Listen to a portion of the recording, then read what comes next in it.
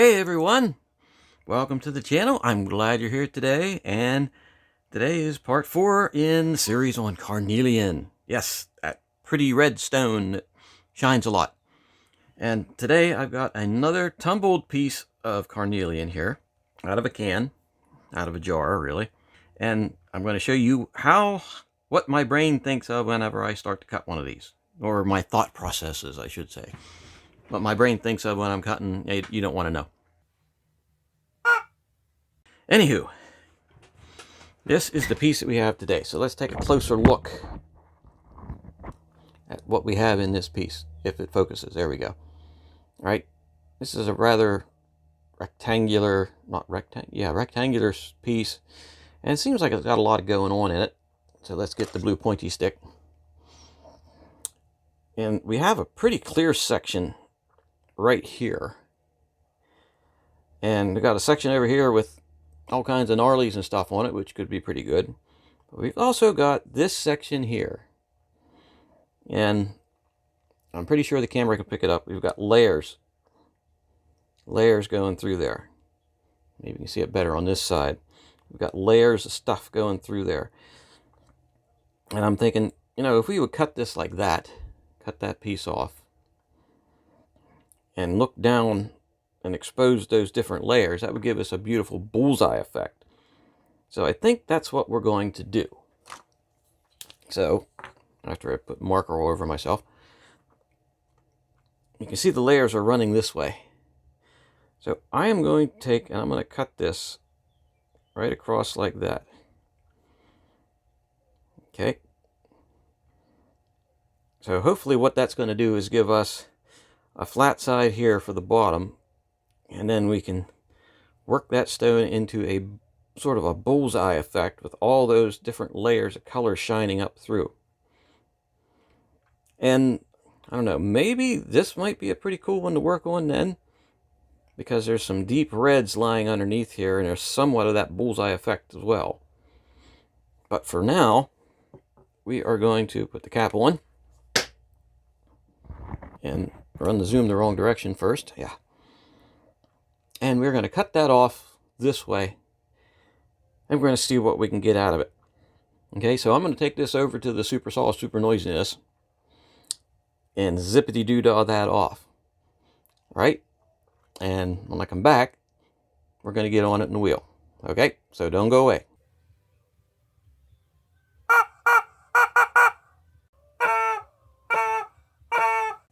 Alrighty, so the super saw, super noisiness has done its thing. And we have now this piece. And this is the one for today. And as you can see, I pretty much hit my line. As good as I can do with that saw. And we've got the bottom, and we've got the swirlies running through there. So now, well, and then we have this piece, which I think also is going to be a pretty darn nice piece, which we may work on today. I don't know. But for now, like I said, we're focusing on this one. And I said I was going to meet you at the saw, but I lied. I met you back here. So now we're going to go to the saw. Okay? Water going, wheel going.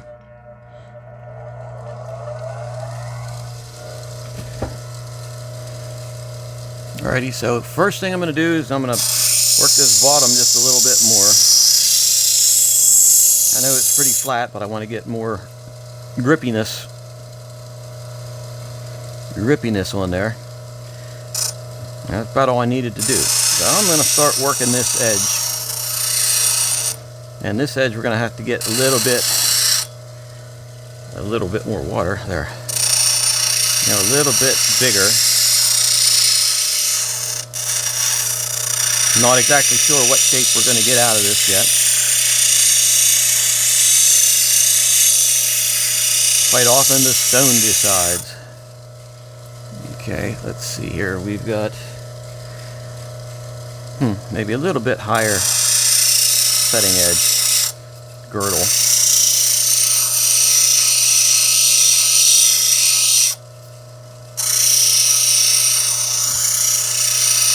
And I think we can start to see that these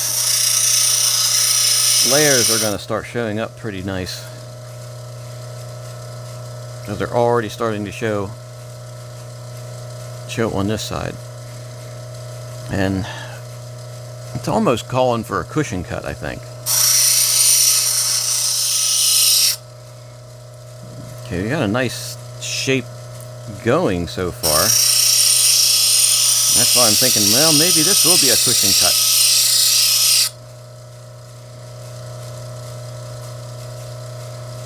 Okay, it seems like I got the edge pretty well established. But what I do got is this gnarlification right there that's going to go chipping out. I want to get that taken down a little bit more. Yep, chipped right out. Look at that. Oi, gee. Alright, I'm going to have to take that down a little bit more. I know we're losing stone. I seem to have a fairly decent edge the whole way around. Uniform edge, I should say. And I think I'm going to go for a cushion cut. And now I'm going to start taking this top down.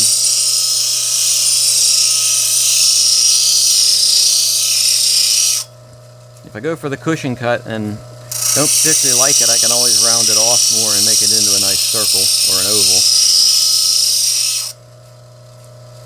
I do want to save as much of the stone as I possibly can now.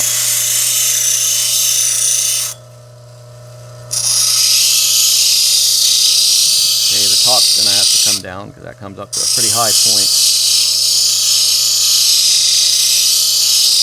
Amazingly, the water out here is cold today. It got cold last night. And I shut the heat off because it was been pretty warm the last week. I really didn't think I would need it. I'm like, whew, yeah, I could have used the heat on a little bit in here.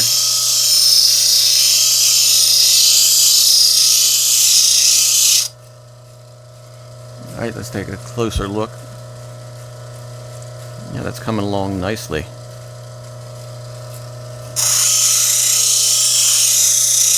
Change this angle a little bit on this edge as well as this edge.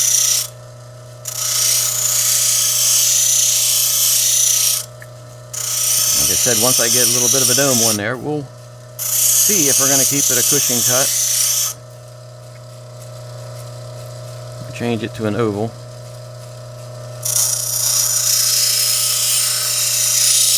Or a circle. I do have to get... Actually, I'm going to have to knock some of this edge off because it's hurting my fingers. It's that sharp.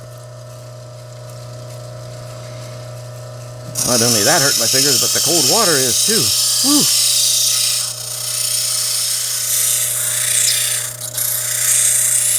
Okay, I think this is going to be a pretty nice piece of carnelian.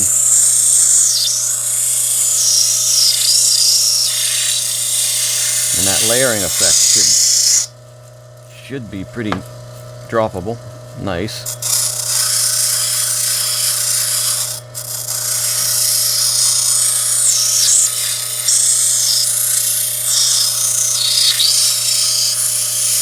Now I'm just going to work this dome down to get it pretty well even. Or take it over to the next one and next wheel and see what refining I can do before we put it on a stick. Okay, let's take a look at what we have. Well, the layers aren't showing up really well yet, but we do have nice color. Definitely nice color.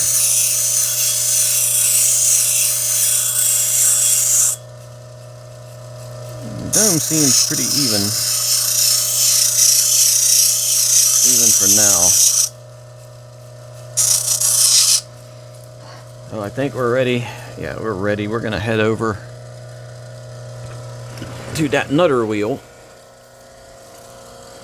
Okay, I'm going to work on this setting edge just a little bit more.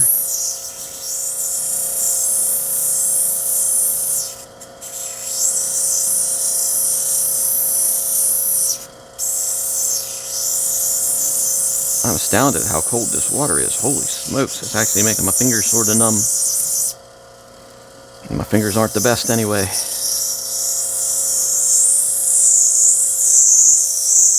And as I'm doing this, I can see from this angle those rings are focused. The rings are much more subtle than I thought they would be.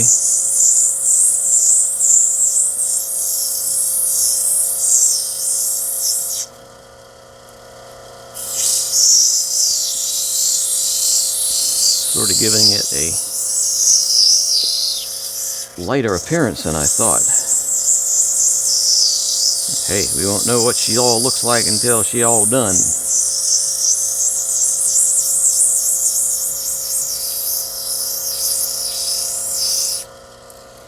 So let's take a closer look. Yeah, we got some rings going on there.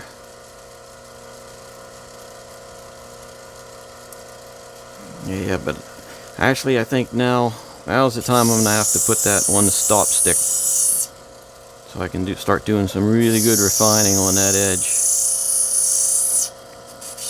And then completely decide whether we want to cushion cut this or make it into a circle or an oval. But as cushion cuts go, the shape's not too bad. And the dome's pretty even all around. So I'm going to shut this down, and the next time you see me, we're going to be on a stick. So don't go away. Okay, I'm back. And okay, we got this on a stick. And now, well, let's get this thing finished up. So I'm going to put a nice beveled setting edge on here.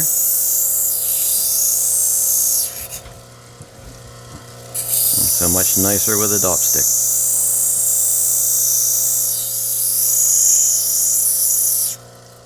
I think overall the shape's pretty good. So let's start working on this dome. You see that this side's much lower than this side, so I'm going to have to really work on this side a little bit. Those layers going across there give me a wonky illusion. I should actually maybe take the bottom of the stone focus, and make it more in line with those rings.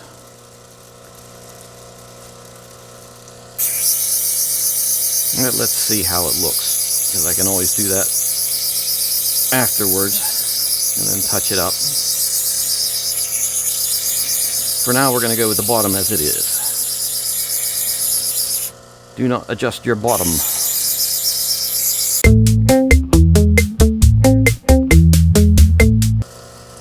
Okay, this side here definitely needs to come down a little bit. I said those layers across there at an angle was just sort of giving you an optical illusion when you look at it.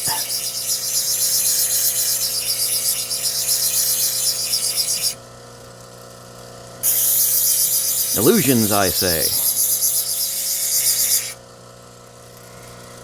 Okay, when you look at the top of the stone, you've got, it almost looks like one homogeneous color that sort of fades to a lighter color towards the top.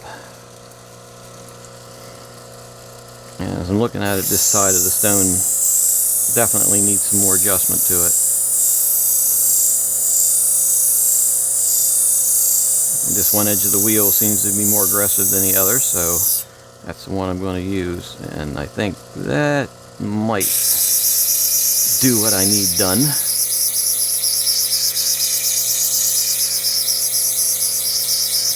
said before, I really like carnelian. I love that red color. Not my absolute favorite stone. I don't even know if I have a favorite stone. How about just saying that I like stones? Stones, dude. Not the Rolling Stones. Actually, I do like the Rolling Stones. I like the Rolling Stones, but not as much as I like polishing stones. Because that's what we do. When I say we, I mean me and the chicken. Because that's all I got. Me and the chicken. Alright, I'm going to start doing a super swirly around here to try to get that stone all uniform. Man, my fingers are cold. This water, wow. When I get my studio adjusted the way I want it, I might actually have heated water to put in that. At least room temperature water. Alright, let's take a look. Okay, that's looking pretty nice. I like the shape.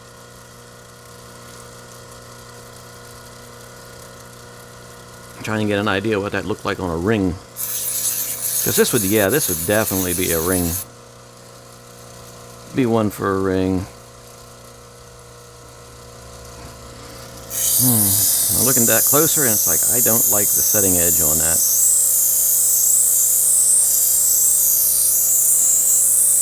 That means I'm going to have to adjust that whole girdle around. Because that's what we do. Oh, I got another email from Mrs. Cluck. Mrs. Cluck, she's the former, for those of you who don't know, she's the former sponsor of the channel. And is now retired and out doing her thing. Whatever her thing might be at this moment in time. And this week's email,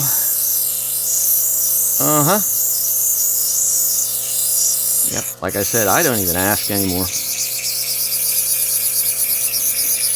The antics of a retired rubber chicken.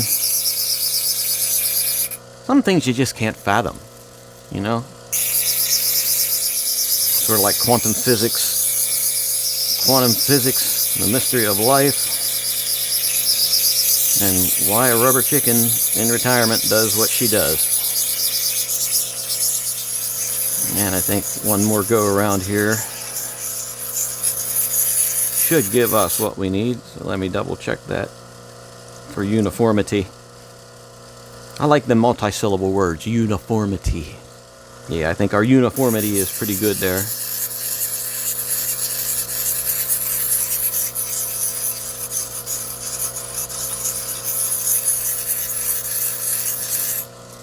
Let's take a look. We got any facets that we can see?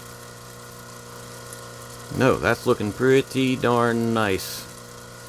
Okay, so let's kill the water there. Head over here to this wheel. Off with the power. Got some nice stones there. I really got to cut those slabs up. And nope, we have not fixed the valve. The valve shall never be fixed. I have that sort of come to that conclusion. I was just happy I could find a floor in this place after I spent 3 days cleaning it up. I'm not inherently messy, but when I get going on something, I hate to stop to clean up, which is sort of annoying to myself. End up getting sort of cluttered, just like my mind, full of gnarly divots and rubber chickens. I tell you what, it's fun to live when your mind's full of rubber chickens and gnarly divots. That's my story, and I'm sticking to it. Seems like, focus. Seems like when you look at it from the side, you get more of those layers, and you look at it from the top, and it turns into one homogeneous color, and then it turns into layers when you look to the side. I thought it would be more prominent, but I guess not. Perhaps if the stone was more flat, I don't know. The only way to find out would be to cut it flatter, and I'm sort of liking this dome. Liking the dome. I can't see any imperfections or facets, not facets, fractures or anything in this. And I think it's going to come out looking like a really nice stone.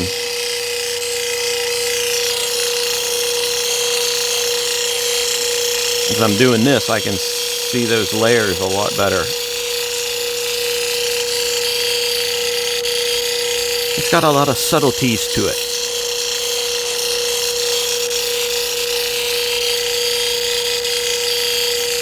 Subtleties.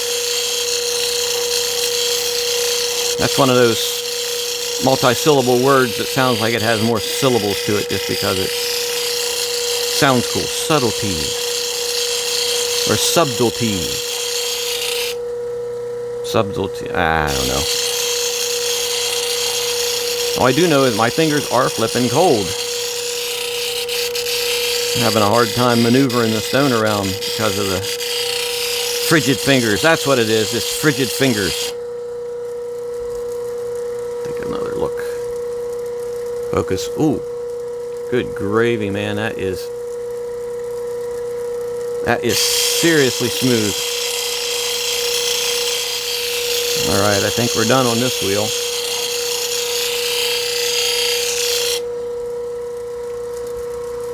Yep, so that means off to the next wheel. Okay, and this is going to be a pretty quick one.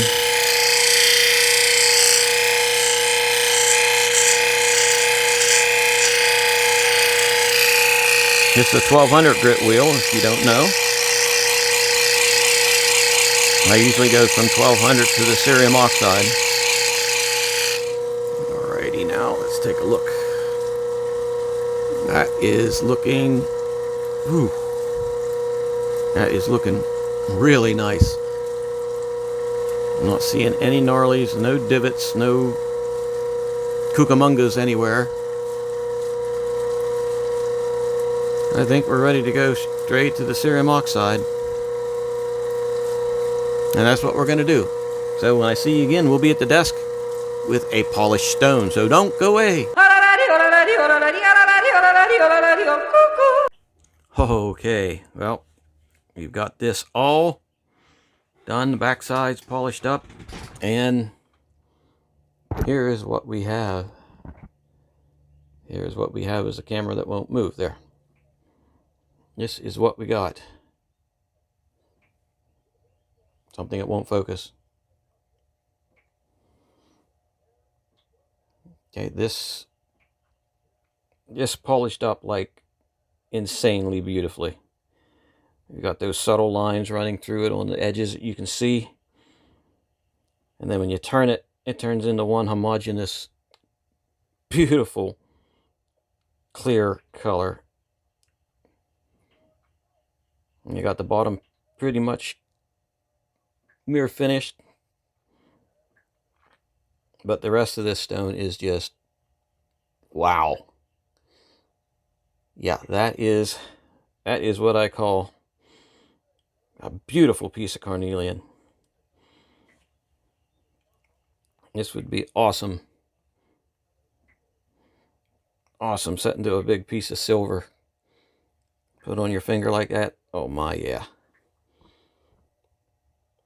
But I can tell you definitely that this stone is a win. Maybe 2 wins.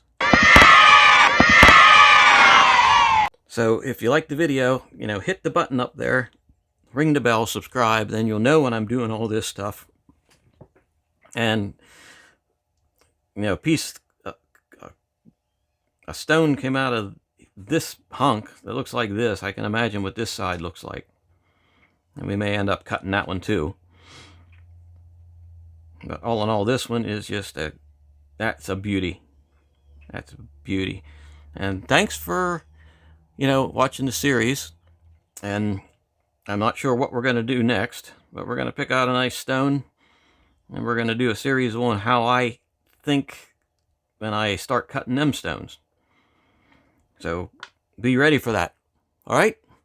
So thanks for spending some time with me, and have a good evening.